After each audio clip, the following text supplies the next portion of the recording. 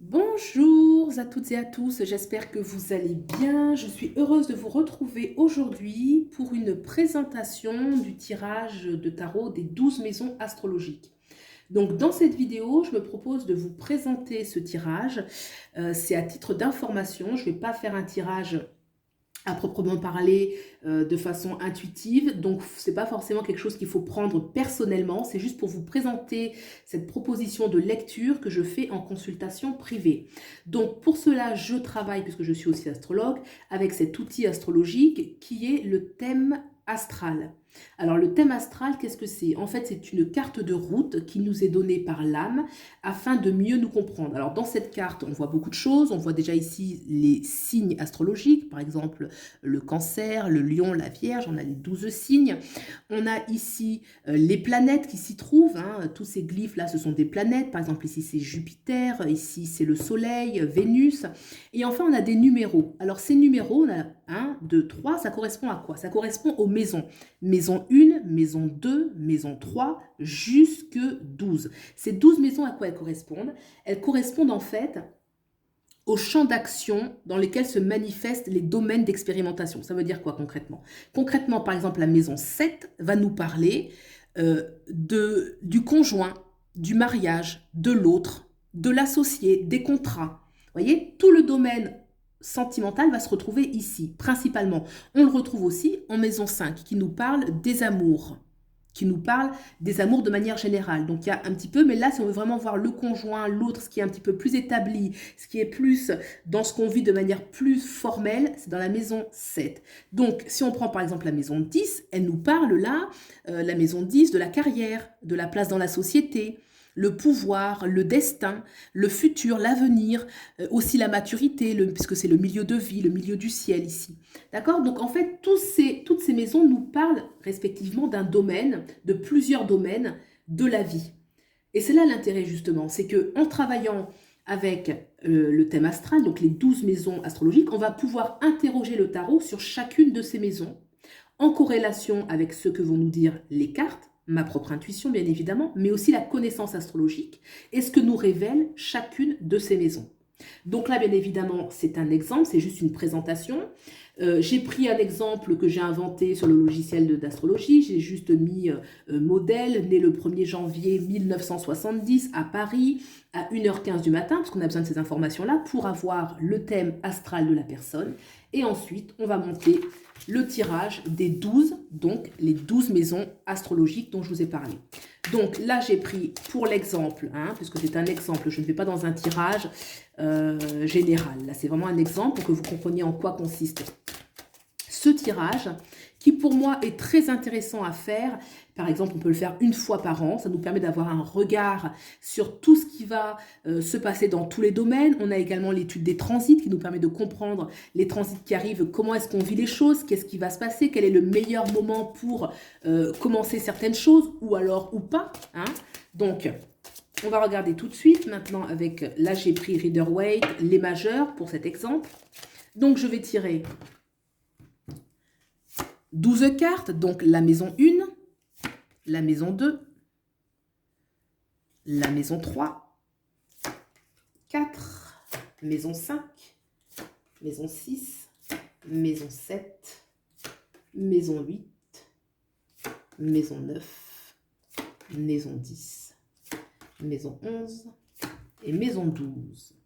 Alors bien sûr, ce tirage ne se lit pas de façon isolée, on va juste analyser la maison 1, ensuite la maison 2. Non, c'est pas comme ça que ça marche. Elles vont toutes interagir les unes avec les autres. Par exemple, j'avais parlé que la maison 7 nous parlait du conjoint, du mariage notamment, mais on peut aller l'étudier avec la maison 4, qui est la maison 4 du foyer, de la famille, de la maison, des ancêtres. Donc vous voyez, les cartes sont en interaction, on va les lire en interaction entre elles, notamment avec le thème astral. Donc, pour cet exemple, on va regarder cette maison 7. Je ne vais pas toutes les regarder, mais c'est juste pour... on va regarder la maison 7, la maison du conjoint. Et là, on a l'impératrice. Alors, l'impératrice nous parle d'une énergie de séduction, de quelque chose où on peut faire des rencontres, notamment dans des lieux de culture, des lieux d'échange intellectuel. L'impératrice peut nous parler notamment de cela, hein. Là, c'est un tirage général, je ne rentre pas dans l'intuition, je ne suis pas avec une personne en particulier, etc. D'accord? Donc, si on regarde maintenant le foyer, on va regarder qu'est-ce qui nous se passe au niveau du foyer. Au niveau du foyer, on a la tour. La tour nous annonce de gros changements au niveau familial, hein. Je le monte plus haut pour que vous voyez. La tour nous parle de gros changements au niveau familial. Il peut y avoir un petit peu de bouleversement, même beaucoup avec la tour, plus ou moins grand. C'est un tirage, comme j'ai dit, qui n'est pas général, c'est un exemple, hein. On va regarder, si je regarde par exemple en corrélation avec le thème natal, effectivement, on a quand même Pluton qui transite en maison 4, et Pluton en maison 4 va annoncer des bouleversements, hein. Donc il peut y avoir effectivement des séparations ou des gens qui s'en vont du foyer. En tout cas, ça bouge dans le foyer. Il y a beaucoup de choses tumultueuses, d'accord? On va regarder la maison 1. Alors ça, c'est bien sûr pour les 12 prochains mois, hein. On utilise le thème et pour les 12 prochains mois. Qu'est-ce qui se passe dans les 12 prochains mois? La maison 1, par exemple, quel est l'état de l'ego, quelle est l'identité de l'être actuellement, l'initiative, dans quelle dimension on est aujourd'hui? On est dans la mort. La mort nous dit que là, on est dans une énergie où on veut faire un grand nettoyage dans sa vie. On est prêt, on est disposé à faire un grand nettoyage dans sa vie, ce qui peut expliquer qu'il y ait de grands changements au niveau de la 4, donc la famille, le foyer, qu'on est prêt à mettre des gens ou des choses de côté à ce niveau-là, qu'on est prêt à transformer les choses en profondeur. Soit on se sépare des gens, ou soit on remet vraiment à plat, parce que la mort et la tour, c'est quand même très fort comme énergie, on remet vraiment à plat les choses pour repartir vraiment table rase à nouveau. L'impératrice qui nous parle quand même d'une énergie de séduction qui peut être là.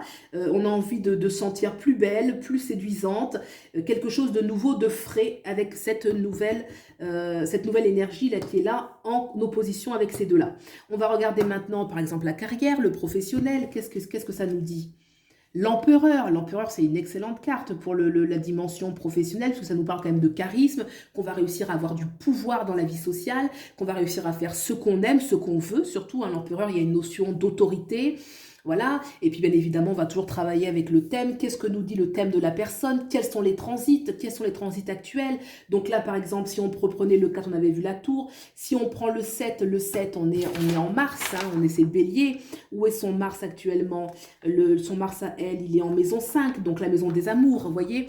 La maison 5, oui, c'est ça. Donc il y a une dynamique, là, on rentre dans une dynamique de séduction, on rentre dans une dynamique de renouveau. Vous voyez comment est-ce que tout ça s'interrelie, en fait, pour comprendre la vie de manière générale et tous ces domaines. Moi, je trouve que c'est un jeu extrêmement intéressant, que je vous invite à faire une fois par an, de façon à vraiment avoir une vue globale de tous ces domaines, de leurs interactions en elles, le thème astral apporte toujours une grande connaissance en fait de soi, de ce pourquoi on est fait. Avec l'étude des transits, on comprend qu'est-ce qui se passe actuellement, donc du coup on comprend mieux ce qu'on traverse actuellement, ce qu'on est en train de vivre ou ce qu'on va vivre, parce que du coup c'est un tirage que je fais bien évidemment au moment où la personne, la consultante m'appelle, hein, lorsqu'on a le premier rendez-vous, et ça va durer un grand tirage comme ça, c'est vraiment 6 mois, 12 mois, d'accord? On peut vraiment voir, ça peut aller au-delà, mais c'est intéressant de le renouveler tous les ans pour voir un petit peu la nouvelle dynamique dans laquelle on est.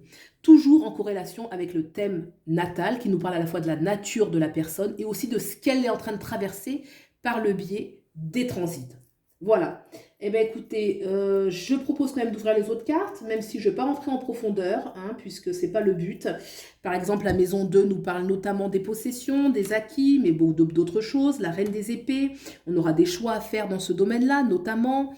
On va avoir la maison 3, la force, donc là dans l'entourage, on va pouvoir trouver des gens qui vont pouvoir nous aider. On a la force aussi de s'affirmer, ce qui peut expliquer aussi qu'on va prendre de grandes décisions. La maison 5, c'est aussi la maison des enfants. La maison 5 peut nous parler des amours en général, mais des enfants, de la créativité, de la chance, des plaisirs, des sports, de tout ce qui est un petit peu artistique. On a l'ermite, donc peut-être qu'on se sent un petit peu isolé par rapport aux enfants, pas la famille c'est ici, mais là il y a une notion d'isolement, alors ça rejoint un petit peu la tour, hein, des choses qui s'effondrent, peut-être qu'on peut se sentir un petit peu seul, un petit peu isolé. La maison 6 c'est le quotidien, c'est ce qu'on va mettre en place au jour le jour, et ben le battleur ça veut dire que c'est une énergie de quelqu'un qui entreprend, on est dynamique, on est prêt à foncer, on a des projets, on les tient, on les met en place. Alors la maison 8 va nous parler de l'héritage, de l'argent aussi, hein, les prêts, les donations, il y a plusieurs choses, hein. Après c'est par rapport au ressenti, parce que chaque maison a plusieurs sous-domaines, donc je vais aborder le domaine qui va vraiment sonner juste au moment où je fais la consultation. Donc là, il y a la tempérance. On nous parle bien évidemment de la tempérance, de se tempérer, de se rééquilibrer, de vraiment s'harmoniser. C'est la maison 8 peut parler un petit peu de la mort symbolique, donc peut-être laisser l'ancien partir et être dans une énergie de renouveau. La maison 9 va nous parler notamment, hein, parce que c'est très vaste, hein, de l'étranger, des projets, de la justice, des enseignements et de la vie spirituelle. La vie spirituelle très élevée, la maison 9, la lune. Oui, un développement de l'intuition, un développement du psychisme, des capacités intuitives. La lune nous parle souvent de ce côté yin, intuitif. Ça peut nous parler aussi des choix à faire, peut-être des voyages à faire, on hésite, hein, quelque chose comme ça. Donc là, on a la maison 10, on va regarder la maison des projets. La maison 11, les amis, les associations, les projets. La roue de la fortune, quelque chose qui va tourner en notre faveur, soit dans l'entourage qui va se rapprocher de nous, ou alors des projets qui vont nous permettre de passer à autre chose, une bonne dynamique, une bonne carte dans la maison 11 qui annonce du renouveau. Là, on a la carte de la mort qui, forcément, il y a une dynamique où on est prêt à sortir de l'ancien.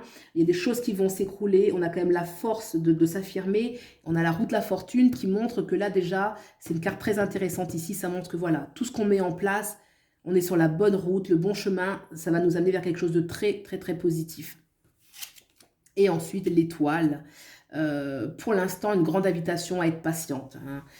Peut-être qu'on ne l'est pas assez, justement, patient. L'étoile en maison 12, on nous dit, voilà, ça va prendre le temps. Tout ce que vous mettez là en place, ça va prendre du temps. Et c'est pour repartir vraiment vers un nouveau cycle qui est solide, avec des fondations solides. L'étoile en maison 12, ça va nous donner ça.